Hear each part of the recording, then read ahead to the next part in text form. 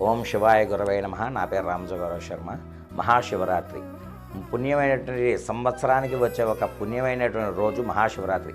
ఈ సంవత్సరం మాఘమాసంలో మాఘపు ఆదివారం లాంటి మహాపవిత్రమైన రోజు మహాశివరాత్రి పడింది. కాబట్టి ఈ శివరాత్రి రోజు ముఖ్యంగా ఎప్పుడూ కూడా అయితే ఉపవాస దీక్ష లేదా జాగార దీక్ష చేస్తారు. ఈ జాగాహారం అనేది సంవత్సరానికి ఒకసారి శివరాత్రి రోజు మాత్రమే చేసే దీక్ష. అదే ఉపవాసం మాత్రం ప్రతి పుణ్య ఫలితాల్లోనే వ్రతాలు చేసుకున్నప్పుడు, గృహప్రవేశాలప్పుడు మనం ఎప్పుడు చేస్తూ ఉంటాం. అటువంటి ఉపవాస దీక్ష జాగార దీక్ష కలిపి చేసే రోజు ఏకైక రోజు మహాశివరాత్రి రోజు. ఈ దీక్ష ప్రాతకాలం నిద్ర లేచిన దగ్గర నుండి నిత్య కార్యక్రమాలు నెరవేర్చుకొని ఎవరైతే భగవంతుడికి ఆరాధన చేస్తారో దీపారాధనతో ప్రారంభమవుతుంది.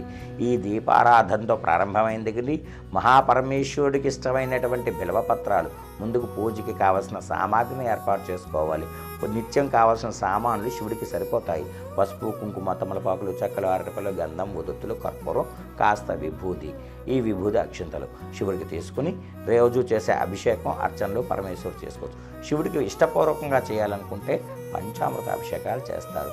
పాలు, పెరుగు, తేనె, నెయ్యి, పంచదార, ఈ పంచామృతాలతో కూడా అభిషేకం చేస్తారు. ఇలా అభిషేకం చేస్తూ మహాశివరాత్రి రోజు పంచ ఇంద్రియాలతో ఆరాధన చేస్తారు. అవే మనం చూస్తున్నటువంటి కళ్ళు, చెవులు, హృదయం, నాలుక, ముక్కు, నాసికం. ఈ ఐదుతోనే ఆరాధన శివుడిని ఆరాధిస్తూ ధ్యానిస్తూ చేయాలి. అంటే శివనామస్మరణ చేస్తే మనల్ని మనం మర్చిపోయేంత విధంగా ఉండాలి.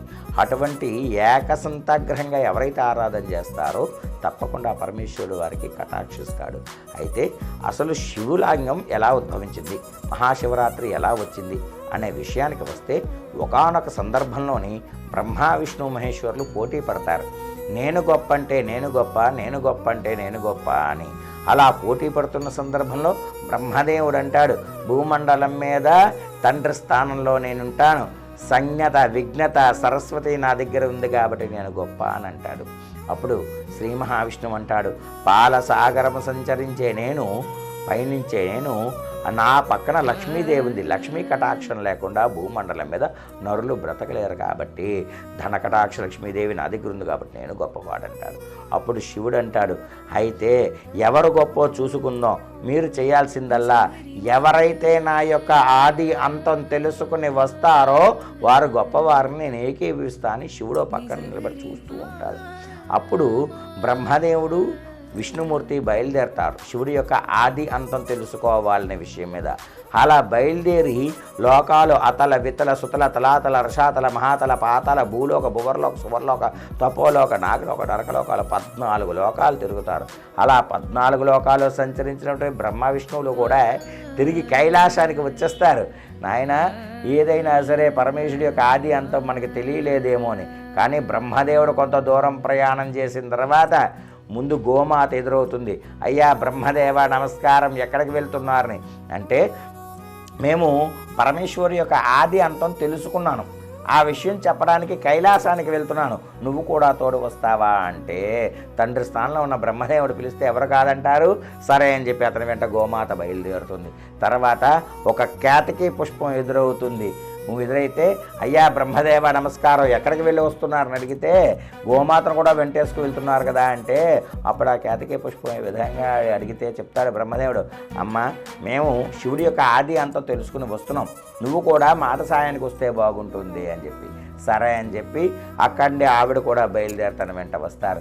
అలా వస్తున్న సందర్భంలో బ్రహ్మదేవుడు అబద్ధం చెప్పడానికి వస్తున్నాడని తెలుసుకున్న శివుడు తన జటాయి ఏదైతే ఉందో విరబూసిన జుత్తులతోని సకల వేలయ తాండవం చేసేస్తుంటాడు. మొత్తం ముల్లోకాలు కూడా దద్దరిల్లే విధంగా కోపోద్రిక్తుడవుతూ ఉంటాడు. అలా కోపోద్రిక్తుడుగా తాండవం చేస్తున్నటువంటి పరమశివుడిని చూసిన బ్రహ్మదేవుడు గజగజ వణికిపోతూ ఉంటాడు. అప్పుడు శాంతింపజేయాలి అంటే కొడితే గొడవకి వచ్చినా రాకపోయినా సరే పొగిడితే పడిన మనిషి లేడు. అప్పుడు పొగడ్త ఒకటే ఆయుధంగా చేసుకుని బ్రహ్మదేవుడు మొట్టమొదటిసారిగా పరమేశ్వరుడు యొక్క నమ్మకాన్ని చమకాన్ని చెప్తాడు. అప్పుడే ప్రారంభమైంది శివుడి యొక్క అభిషేకార్చన. బ్రహ్మదేవుడు మొదలు పెడతాడు. నమస్తే అస్త భగవన్ విశ్వేశ్వరాయ మహాదేవాయ త్రయంబకాయ త్రిపురాంతకాయ త్రికాగ్నికాలాయ కాలాగ్నిరుద్రాయ నీలకంఠాయ మృత్యుంజయ సర్వే నీలకంఠుడు మృత్యుంజయుడు సర్వేశ్వరుడు సదాశివుడు శ్రీమన్ మహాదేవాయ నమః అని చెప్పి పరమేశ్వరుని పొగుడుతూ కూడా నమకాన్ని చెప్తాడు.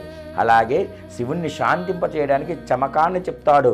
మొట్టమొదటిసారిగా శివాభిషేకంలో నమక చమకాలు బ్రహ్మదేవుడి వల్ల ఆరాధింపబడ్డాయి. ఆ విధంగా చెప్పిన తర్వాత శివుడు అలా నమక చమకాలు చెప్తున్నంతసేపు కూడా ఢమరకాన్ని 3 సార్లు వాయిస్తాడు. అలా మొదటిసారి తన ఢమరకాన్ని వాయించినప్పుడు ఆ నుండి అమ్మహా దాకా భూమండలం మీద అక్షరాలు రాలుతాయి. తర్వాత కా నుండి బండిరా వరకు రెండోసారి ఢమరకం వాయించినప్పుడు వాళ్తాయి. మూడోసారి ఢమరకం వాయించినప్పుడు భూమండలం మీద ఒత్తులు విసర్గలు పొల్లులు పడతాయి. అలా భూమండలం మీద లిపి ప్రారంభం కూడా అప్పుడే అయ్యింది. అలా బ్రహ్మదేవుని శాంతింపజేస్తున్న సందర్భంలో పరమేశ్వరుడు అడుగుతాడు, ఏం బ్రహ్మదేవా నా యొక్క ఆది అంతా తెలుసుకున్నావా అని అడుగుతాడు. అయ్యో తెలియకనే ఇదిగో కేతకీ పుష్పాన్ని తీసుకుని వచ్చాను, ఉమ్మెత్త పువ్వుని తీసుకుని వచ్చాను, అలాగే గోమాతను తీసుకుని వచ్చాను, అడుగు అని చెప్తాడు. సరే అని చెప్పి మొట్టమొదటగా గోమాతను అడుగుతాడు. ఏం గోమాత నువ్వు నా ఆది అంతానే బ్రహ్మదేవుడితో చూసావా అని అడుగుతాడు.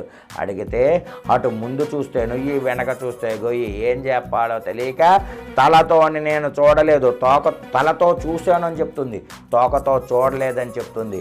అలా తనకి అర్థమై అబద్ధం చెప్తుందని తెలిసిన గోమాతకి నాడు శాపాన్ని ఇస్తాడు.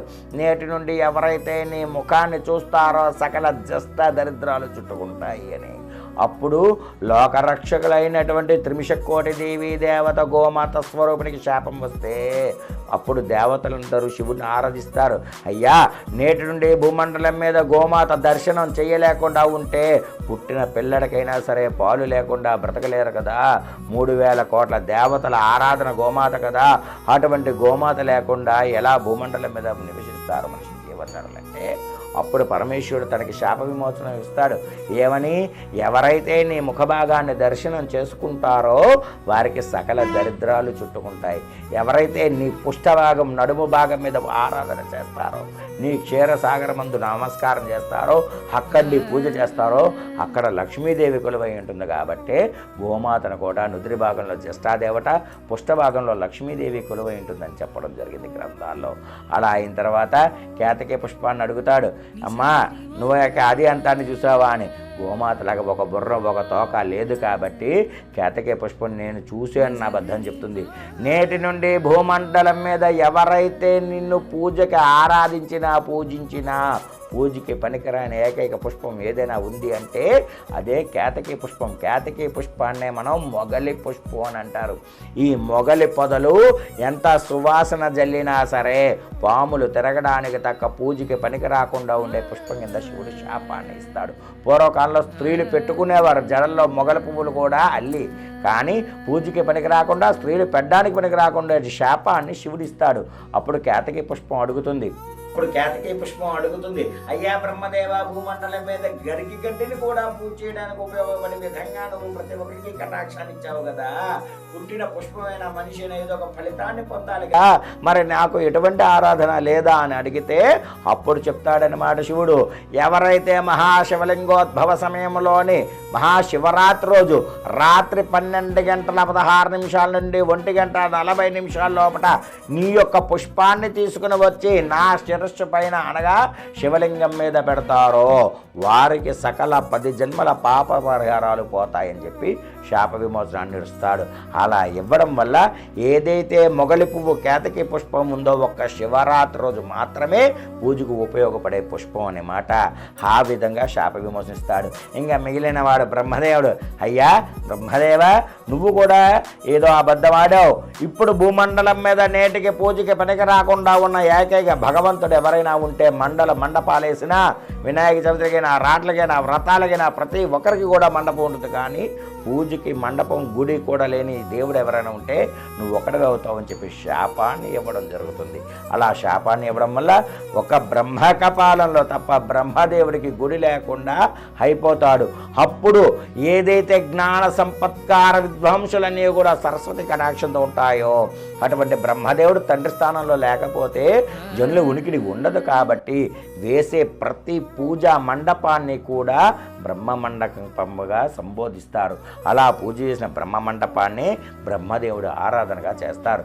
అందుకే బ్రహ్మ కలశ ఆరాధన అని చెప్తారు. ప్రతిష్టా కార్యక్రమంలో కానీ, గృహప్రవేశ కార్యక్రమంలో కానీ, శంకుస్థాపన వివాహనాది కార్యక్రమంలో కానీ, మండల మండపం ఏది వేసినా ప్రతి మండపం కూడా బ్రహ్మ మండపమే అవుతుంది. ఆ విధంగా శాప విమోచనాన్ని పొందుతాడు బ్రహ్మదేవుడు. అయితే బ్రహ్మదేవుడి యొక్క శాపం ఇక్కడితో అయిపోలేదండి. మహాశివరాత్రి అనేది పరమేశ్వరుడి శివ కళ్యాణానికి కూడా ఉపయోగపడే లింక్ ఇది. ఎందుకంటే ఒకానొక సందర్భంలోని పరమేశ్వరుడు పార్వతీదేవిని పెళ్లి చేసుకుంటానంటే ఇంటికి వచ్చి అడగమంటాడు. అలా అడగడానికి వెళ్తున్న సందర్భంలో పరమేశ్వరుడు ఎలా వెళ్తాడు? 14 లోకాలు కబురు పెడతాడు. అలా కబురు పెడుతున్నప్పుడు ఎవరైతే హిమవత్తుడు కుమార్తె అయినటువంటి పార్వతీదేవి తల్లి మేనకాదేవి తన అల్లుడు ఎలా ఉన్నాడో చూడాలనే ఆలోచనతో శివుడి కోసం రాక కోసం ఎదురు చూస్తూ ఉంటుంది. ముందుగా నారదుడు వస్తాడు. నారదుడిని అడుగుతుంది, అయ్యా నా అల్లుడు ఎలా ఉంటాడు అని అడిగితే తర్వాత ఒక్కొక్క దేవతలు వస్తూ ఉంటారు. ఇదేమిటి అష్టదిక్పాలకులు నందీశ్వరుడు శివుడు రాకుండా అందరూ వస్తున్నారేంటయ్యా అని అడుగుతుంది. అడిగితే అప్పుడు మేనక అన్న సమయం రాకనే రాగా ఒకసారి ఎదురుగా పరమేశ్వరుడు వస్తాడు. వస్తే శివుని చూసి ఈ మేనకాదేవి అంటుంది, ఏమిటి ఈడా నా అల్లుడు, ఈయనగా నా కూతురుని ఇవ్వబోయేదని చెప్పి మేనకాదేవి ఆశ్చర్య భ్రాంతికి చెందుతుంది. అప్పుడు నారద మహాముని అంటాడు, అమ్మ సృష్టి మారదు, దృష్టి మార్చుకోవాలి. నువ్వు చూస్తుంది శ్రీమన్నారాయణ అవతార రూపేణ చూసే సృష్టి దృష్టిలోనే తేడా ఉంది. కాబట్టి నువ్వు ఆయన్ని జటాయువుగా చూస్తున్నావు, ఆయన మెడలో పావులతో చూస్తున్నావు, ఆయన విభూదారంతో చూస్తున్నావు, చొక్కా లేకుండా చూస్తున్నావు, కంఠంలో గర్రలాంటి పెట్టుకున్న శివుని చూస్తున్నావు, కానీ లక్ష్మీనారాయణ స్వరూపుడుగా చూడు అని చెప్తాడు. అప్పుడు మేనకాదేవి మనఃపూర్వకంగా ఆలోచన సిద్ధి ప్రకారంగా చూస్తే శివుడి యొక్క జటాయువంతా కూడా పుష్ప బాణాల్లాగా కనిపిస్తాయి. శివుడి యొక్క మెడలో ఉన్నటువంటి పాము ఆభరణం పుష్పబంతి దండిలా కనిపిస్తుంది. శివుడి యొక్క కంఠంలో వేసుకున్నటువంటి నీలకంఠుడు నీలాకారంలో శ్రీమన్నారాయణలా కనిపిస్తాడు. ప్రతి భస్మం కూడా అతడికి ఆరాధనలా కనిపిస్తుంది. అప్పుడు నేను సాక్షాత్ శ్రీ మహాస్వరూపుడైన శ్రీ పరమేశ్వరుడికి ఇస్తున్నా అని చెప్పి వివాహానికి కూడా ఆవిడ చాలా ఆటంకాలు చెప్పిన తర్వాత ఒప్పుకుంటుంది. అయితే ఈ యొక్క మహాశివరాత్రికి ముఖ్యమైన విషయం ఇంకోటి ఉంది. శివుడి యొక్క కళ్యాణం ఉత్తినే జరగలేదండి, చాలా ఆటంకాలతో జరిగింది. అయితే శివ కళ్యాణానికి వస్తే ముందు అసలు అరుంధతి నక్షత్రం ఎందుకు చూపించాలో తెలుసుకోవాలి. ఎందుకంటే వివాహ సమయంలోని మొట్టమొదటగా అరుంధతి నక్షత్రం చాలా ముఖ్యమైన ఘట్టం. అయితే అరుంధతీదేవిని చూడాలి అన్నప్పుడు ఆకాశాన్ని చూపించి బ్రాహ్మణుడు దంపతులిద్దరిని నిల్చోబెట్టి 3 సార్లు అక్షంతలు వేసి నీరు దారపోస్తారు. అంటే అరుంధతి మహాదేవి వశిష్ఠ ప్రియభామనే దాంపత్యో రక్షణార్థాయ ఇదమర్గ్యం నమోస్తుతే అంటే 2 ముక్కల్లో శ్లోకం చెప్పిన ఇది చాలా అన్యోన్యత దాంపత్య జీవితానికి ఉపయోగపడే పెద్ద ఘట్టం ఇది. అంటే వివాహంలో చూపించే అరుంధతి నక్షత్రం. ఎందుకంటే ఒకానొక సందర్భంలోనే వశిష్ఠుడు అరుంధతిదేవి యొక్క భర్త వశిష్ఠుడు ఒక పోటీ పెడతాడు. ఎవరైతే నాకు అన్నం వండి పెడతారో ఆ స్త్రీని వివాహం చేసుకుంటాను, ఎవరైతే అన్నం వండి పెడతారో ఆ స్త్రీని వివాహం చేసుకుంటాను అంటాడు.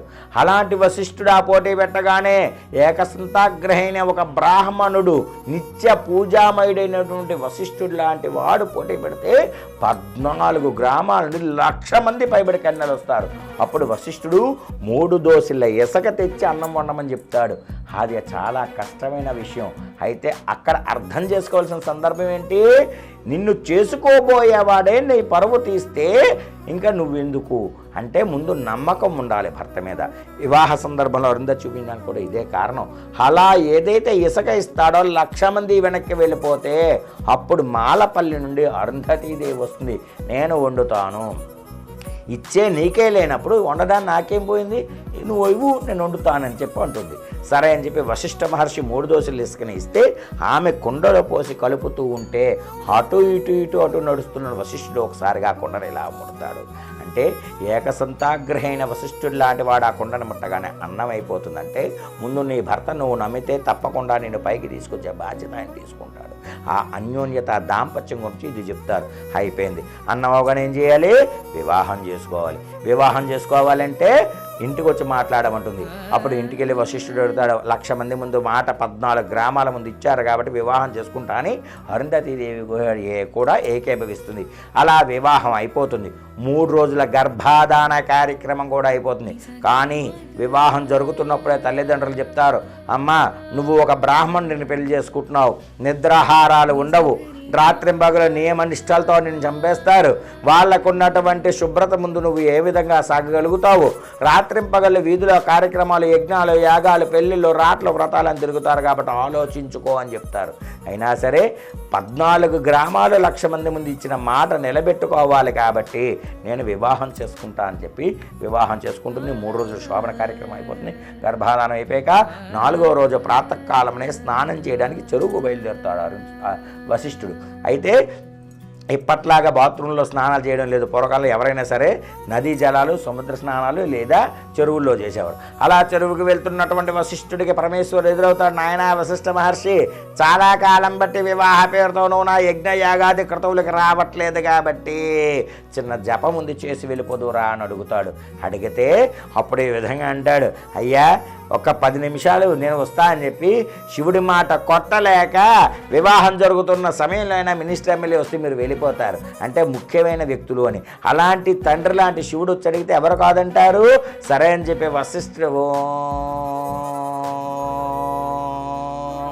నమ శివాయ 11 సార్లు ఏకాదశ రుద్రుల్ని ఈయన ధ్యానించిందాక ఆయన కుట్టి మీద దృష్టి ఉంది. కానీ అలా జపానికి వెళ్ళడానికి, స్నానానికి వెళ్ళడానికి ముందుగానే అరుంధతీదేవికి చెప్తాడు, అమ్మా నేను నా కమండలాన్ని చేతికరణ అక్కడ మూలకి పెడుతున్నాను, దాన్ని చూస్తూ ఉండు తల్లి నేను వచ్చేదాకా అని చెప్తాడు వశిష్ఠుడు భర్త. సరే అని చెప్పి ఉంటుంది. అలా జపంలో కూర్చున్న వశిష్ఠుడు రోజులు, వారాలు, నెలలు గడుస్తున్నాయి. వశిష్ఠుడు రావట్లేదు. అప్పుడే తల్లిదండ్రులు అంటారు, అమ్మా నాడే చెప్పావు, నువ్వు ఎవరిని ఒక బ్రాహ్మణ్ణి పెళ్లి చేసుకుంటావు, నిద్రాహారాలు ఉండవు, సమయానికి రాడు, యజ్ఞయాగాదులకు పోతాడని చెప్పి ఇన్నాళ్ళైంది, ఎక్కడికి వెళ్ళాడో నీకు కనీసం ఆమరపాటులో తెలిసిందా అని. అయితే అరుంధతీదేవికి ఏమీ కూడా చెవికివిగా తప్పితే హృదయానికి వెళ్ళలేదు. వశిష్ఠుడు వెళ్తున్నప్పుడు ఏం చెప్పాడు? కమండలాన్ని, కర్రని చూడమని మాత్రమే చెప్పాడు. భర్త యొక్క అడుగు జాడల్లోని నిలబడే భార్య అతను చెప్పిన 10 మాత్రమే చేసింది. ఆ కర్ర కమండలం మాత్రమే. అలా వశిష్ఠుడు రోజులు, వారాలు, నెలలు, సంవత్సరాలు 2376 సంవత్సరాలు ఉండిపోతాడు శివధ్యానంలోని. అలా అయిన తర్వాత ఒకరోజు ఊరిలోకి ఒక పిచ్చివాడిలాగా విపరీతమైన భస్మ వాసనతో వస్తుంటే పిల్లలు రాళ్ళిచ్చి కొడుతూ వెంటాడుతున్న సందర్భంలో వీరి ఇంటి ముందుకు వచ్చి అమ్మ అరుంధతి అని పిలుస్తాడు. అంటే ఇన్ని వేల సంవత్సరాలైనా సరే 3 రోజులు తన శరీర పరిపక్వతతో ఉన్నటువంటి స్త్రీ కాబట్టి ఆయన ఇన్ని వేల సంవత్సరాలైన ఆయన గొంతును పోల్చి ఆ హృదయ స్పందనతో నాదా కాళ్ళు కడుక్కొని నీళ్లు ఇస్తుంది. అంతటి నీళ్ళు ఇచ్చిన తర్వాత మర్నాడు యజ్ఞయాగాదులు కార్యక్రమాలు జరుగుతూ ఉంటాయి. అయితే మర్నాడు యజ్ఞయాగాదులు ఎవరు చేస్తున్నారు? సప్త ఋషులు చేస్తున్నారు. కశ్యపౌత్ర భరద్వాజ విశ్వామిత్ర మునిగౌతమ సహ వాసిష్ఠ జమదగ్నిశ్చ సప్తతే ఋషయస్తథా. ఈ 7 మునులు కూడా యజ్ఞం చేస్తున్నప్పుడు యజ్ఞదేవుడు అంటే అగ్నిదేవుడు యొక్క భార్య స్వాహాదేవి, స్వాదాదేవి, 2 భార్యలు ఆయనకి. మరలా ఈ స్వాదాదేవి అపరి కార్యక్రమాల్లోని పలుకుతుంది. స్వాహాదేవి యజ్ఞయాగాది క్రతువుల్లో స్వాహ అనగానే నెయ్యి వేయాలి. హార్జప్రియుడు ఆయన, అంచేత నెయ్యి వేస్తున్నప్పుడే స్వాహ అనగానే నెయ్యి వేయాలన్నమాట. అలా యజ్ఞం జరుగుతున్నప్పుడు తన భర్త యొక్క అగ్నిదేవుడు అంటే స్వాహాదేవి గమనిస్తోంది, ఈయన ఏదో తప్పు చేస్తున్నాడు. అంటే ఒక అన్యోన్యత దాంపత్యంలోని శివుడు ఈ విధంగా చెప్పిస్తాడనమాట. ఎలాగా? తప్పు చేస్తున్నాడు కానీ మనిషి ఎక్కడున్నాడు, శరీరం ఎక్కడుంది కానీ ఆలోచన ఎక్కడో ఉంది. చెమటలు పడుతున్నాయి, కళ్ళు తేడాగా ఉన్నాయి, మనిషి యొక్క స్పందన లేదు. పూజ యజ్ఞయాగాదులు ఎక్కడ జరిగితే ఈ ఆలోచన ఎక్కడో ఆలోచిస్తున్నాడు, కలతతో భ్రాంతితో ఉన్నాడని చెప్పి గమనిస్తున్నాడు. స్వాహాదేవికి అర్థమవుతుంది ఏమని? ఎవరైతే 7 సప్త ఋషులు పూజ చేస్తున్నారో వారి భార్యల మీద కన్ను వేస్తాడు. ఒకసారి అగ్నిదేవుడు కామోద్రేక్తంతో కన్ను వేశాడు అంటే ఆ స్త్రీని ఖచ్చితంగా అనుభవించవలసిందే. దాన్ని మార్చేటటువంటి శక్తి ఎవరికీ లేదు. అప్పుడు ఆ యజ్ఞం పాడవకుండా, తను మలీనం అవ్వకుండా ఆ యజ్ఞాన్ని ముందుకు నడిపించాలి అంటే ఏం చెయ్యాలో తెలియని స్థితిలో ఆ 7 ఋషిపత్నుల యొక్క భార్యలోని స్వాహాదేవి దూరి అగ్నిదేవుడి యొక్క కోరికని ఒకరి మీద ఒకరికి తీరుస్తున్న సందర్భంలో ఆఖరిగా అరుంధతీదేవి వస్తుంది. కానీ ఆ ఏదైతే అగ్నిదేవుడు ఉన్నాడో అరుంధతీదేవి యొక్క కాలి బ్రొటకన వీళ్ళు కూడా తాకలేకపోతాడు. ఆల్రెడీ ఆయన అరుగును ముట్టుకుని మలీనమయ్యాడు. ఆ రోజు మహాపతివ్రత మహాసాత్వి అనిపించుకుంది అరుంధతీదేవి. ఎందుకంటే పుట్టిన జన్మాంతము కూడా ఎటువంటి పరాయి పురుషుడి యొక్క ఆలోచన కానీ పరాయి పురుషుడి యొక్క ఎమరపాటు కానీ కనీసం ముట్టుకోవడం కూడా లేకుండా నియమనిష్టలతో పెరిగినటువంటి స్త్రీ ఆవిడ ఏ కులంలో పుట్టినా సరే. కాబట్టే వశిష్ఠుడు లాంటి మహానుభావుని పెళ్లి చేసుకోగలిగింది. అలాంటి ఆవిడైతే నేను చేసుకోగలదు కాబట్టి ఆ పోటీతత్వం పెట్టాడు ఆయన. అలాగేదైతే ఉందో ఆవిడని ముట్టుకోలేనప్పుడు అప్పుడే అర్థమైంది ఈవిడ మహాపతివ్రత కాబట్టి మహా ఇల్లాలు, ఈవిడ ఇల్లోకాలకి సకల లోకాలకి ఆవిడ చారిత్రకంగా నిలబడుతుంది అని చెప్పి నిర్ణయం తీసుకుంటాం. అయితే ఈ కథకి దీనికి సంబంధం ఏంటంటే మరణాడే వివాహానికి సిద్ధపడుతుంటున్న పరమేశ్వరుడు ఇందా చెప్పిన ప్రకారంగా 14 లోకాలకు కబురు పెడతాడు. ఎప్పుడు కూడా పూజ చేయించుకోవడమే కానీ పూజ చేయడం తెలియనివాడు శివుడు. అతనికి ఆయన చేయించుకుంటాడు కానీ ఎవరికి చేయడం తెలియనివాడు, హాది అంతం లేనివాడు, పుట్టుకా చావు తెలియనివాడు. అటువంటి పరమేశ్వరుడు ఎవరిని పిలవాలో తెలియక 14 లోకాల్లోనే అతల వితల సుతల తలాతల సాతల మహాతల భూలోక భువర్లోక సువర్లోక తపోలోక నాగలోక 14 లోకాల్లో నాలాంటి బ్రాహ్మణులకి మునులకి యజ్ఞయాగాలు చేసే ఋషులకి వీళ్ళ కబురు పెడతాడు. కానీ ఒక పెళ్లికి కానీ పెళ్లి మాటలకు కానీ నిశ్చితార్థానికి కానీ వెళ్ళాలి అంటే బొట్టు పెట్టడానికి ఒక ఆడది ఉండాలి. అలా ఉండాలి అంటే అందరూ ఋషులు ముందు వస్తే ఎవరు వెళ్తారు? అప్పుడు వశిష్ఠుడు తన ధర్మపత్ని అయిన అరుంధతీదేవి సమేతంగా వచ్చి ఆ శివ కళ్యాణాన్ని జరిపిస్తారు. అందుకే కన్యాస్వీకరణలో తల్లిదండ్రి స్థానాన్ని తీసుకుని పరమేశ్వరుడికి శివ కళ్యాణాన్ని జరిపించారు. కాబట్టి ప్రతి శివరాత్రి రోజు కూడా శివ కళ్యాణాన్ని చేయడం జరుగుతుంది. అది ఏకాశి రోజు కానీ 3 రోజుల ముందు కానీ శివరాత్రి రోజు కానీ మహాశివలింగోద్భవ సమయంలో కానీ పరమేశ్వరుడి యొక్క శివ కళ్యాణాన్ని చేస్తే ఆ ఆది గురువు అయినటువంటి పరమేశ్వరుడి యొక్క కటాక్షం అమ్మవారి యొక్క ఆశీర్వచనలు కుటుంబాల మీద ఉంటాయని చెప్పి ఆ పరమేశ్వరుడి యొక్క శివ కళ్యాణాన్ని ప్రత్యేకించి శివరాత్రి రోజు చేయడం జరుగుతుందన్నమాట. అంతటి మహోన్నతమైన రోజు మహాశివరాత్రి. ఆ విధంగానే శివలింగ ఉద్భవం కూడా జరిగిందన్నమాట. ఓం నమ శివాయ. శివరాత్రి రోజు శివ కళ్యాణం గురించి ఎలాగైతే చెప్పుకున్నామో ప్రతి కళ్యాణానికి కూడా ముందుగా ఒక కన్యాదానం చేస్తారు. ఎందుకు? ఒక పెళ్లి దేనికి చేసుకుంటుందండి? వంశోద్భవం కోసం. వంశోద్భవం చెందాలి అంటే గర్భాధానం అంటే కన్యాదానం చెయ్యాలి. చాలామంది ఇప్పుడు చెప్తూ ఉంటారు, ఏమంటే మా కులంలో మతంలో మాకు ఆచారాలు లేవు. ఆచార సాంప్రదాయాలు ఎవరు పెట్టరండి, అది ధర్మం. ఒక కన్యని దానం స్వహస్తాలతో తండ్రి చేస్తేనే గర్భాన్ని దానం చేయించే శక్తి సామర్థ్యాలు ఉంటాయి. ఆ వంశాభివృద్ధి చెందాలంటే కన్యను దానం చేయాలి. అలా కన్యాదానం చేయాలంటే ముఖ్యమైన నియమనిష్టలు కొన్ని ఉన్నాయి. అసలు కన్యను దానం ఎందుకు చేయాలి? కన్యాదానం చేయకపోతే పెళ్ళి అవ్వదని చాలామంది ఏమరపాటుతో మాట్లాడుతూ ఉంటారు. ఎందుకంటే ఒక తండ్రి తన కుమార్తెని ఒక విష్ణుమూర్తికి ఇచ్చి వయసులో చిన్నవాడైనా పెద్దవాడైనా శ్రీమన్నారాయణతో సమేతంగా పోల్చి ఆయన కాళ్ళు కడిగి కన్యను దానం చేస్తాడు. దీన్నే కన్యాదాన మహోత్సవం అంటారు. ఈ కన్యను దానం చేసేటప్పుడు ముఖ్యంగా ఏం చేస్తారు?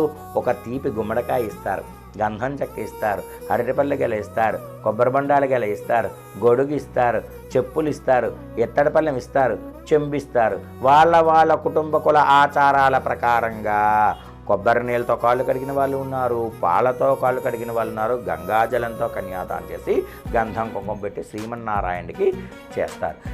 ఇవన్నీ ఇవ్వకపోతే కన్యాదానం అవ్వదా అని అడగవచ్చు, కానీ అవ్వదు. ఎందుకంటే ఒక కన్యని దానం చేసేటప్పుడు తన యొక్క బాధ తండ్రికి ఎలా ఉంటుందంటే ఆ తండ్రి ఇస్తున్న ఒక గుమ్మడికాయ, ఇప్పుడైతే లారీలకో గృహప్రవేశాలకో దిష్టికో కొట్టడానికి షాప్ ఓపెనింగ్ అయిపోయింది, కానీ తీపి గుమ్మడికాయ కూర లేకపోతే అది పెళ్ళే కాదు.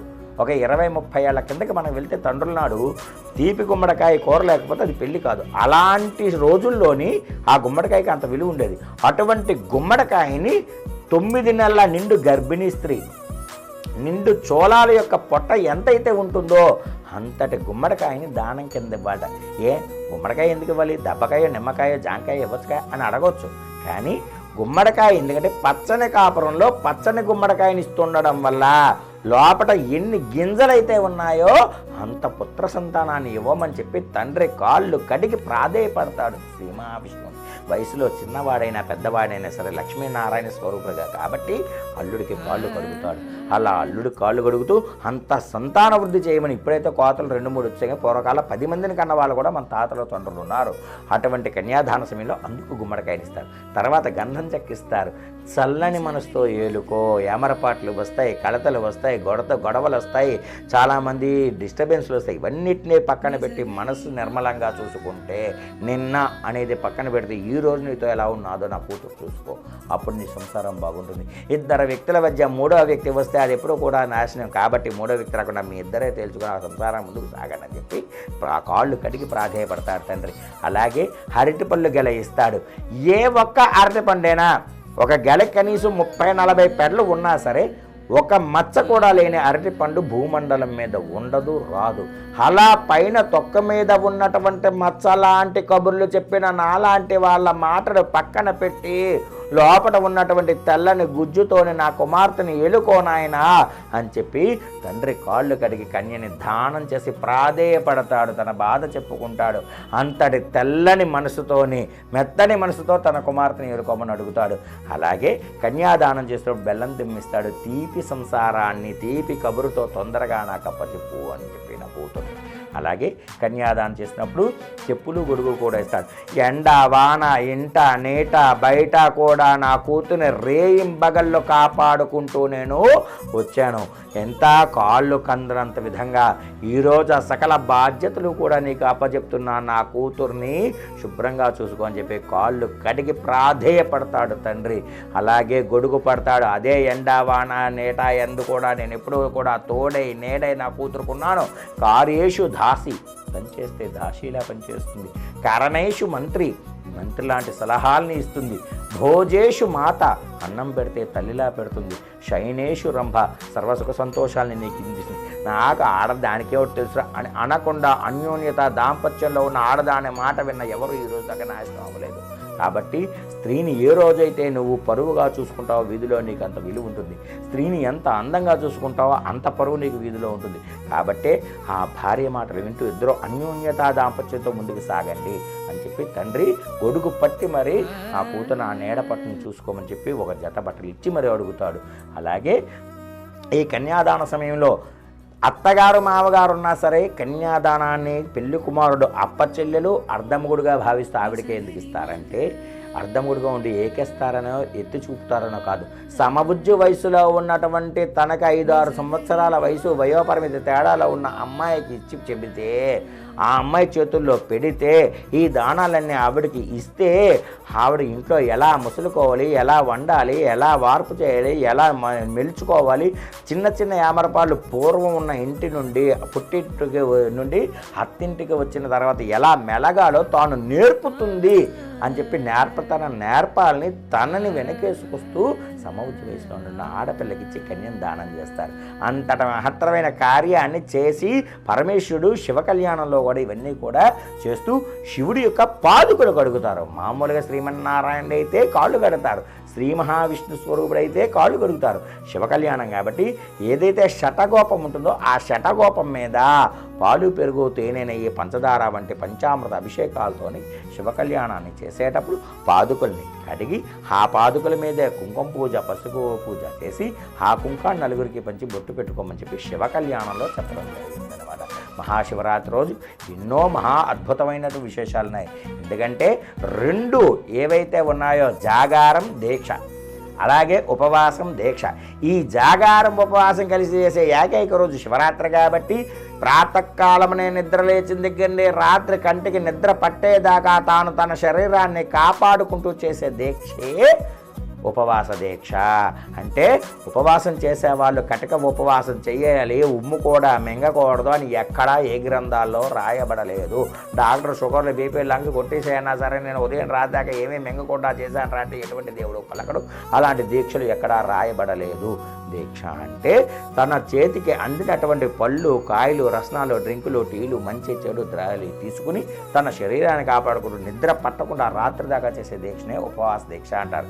జాగారం అంటే ఒక్క శివరాత్రి రోజు మాత్రమే రామ కళ్యాణమైనా ఇంకొక కార్యక్రమైనా ఇంట్లో పెళ్ళైనా సత్యనారాయణ వ్రతమైనా ఓన్లీ ఉపవాస దీక్ష చేస్తారు. కానీ సంవత్సరానికి ఒకే ఒక్కరోజు చేసే దీక్ష జాగార దీక్ష. ఈ దీక్ష ఎప్పుడు సంపూర్ణమవుతుంది? రాత్రంతా శివనామస్మరణతోని శివ కళ్యాణం కానీ, ఏదైనా కోలాటాలు కానీ, ఏదైనా పండగ వాతావరణం లాంటి పుణ్య ఫలితాలు ఏవైతే ఉన్నాయో, భజనలు, అష్టోత్తరాలు, అర్చనలు, అభిషేకాలు, ఆరాధనలు, శివనామస్మరణ రాత్రంతా చేసుకుని ప్రాతకాలమనే నిత్య కాలకృత్యమును నెరవేర్చుకుని సముద్ర నదీ స్నానాలు చేస్తారో, ఆ సముద్ర నదీ స్నానాలు సంపూర్తిగా చేసిన తర్వాత దీక్ష సంపూర్ణం అవుతుంది. అటువంటి మహావిలువైన ఆ పవిత్రమైన రోజు మహాశివరాత్రి. ఈ సంవత్సరం మాఘమాసం మాఘపు ఆదివారం సూర్యనారాయణ స్వామి వారి రోజు పడడం మహాపవిత్రమైందనమాట. ఓం నమ శివాయ. రామజోగారావు శర్మ, ఏజూరి.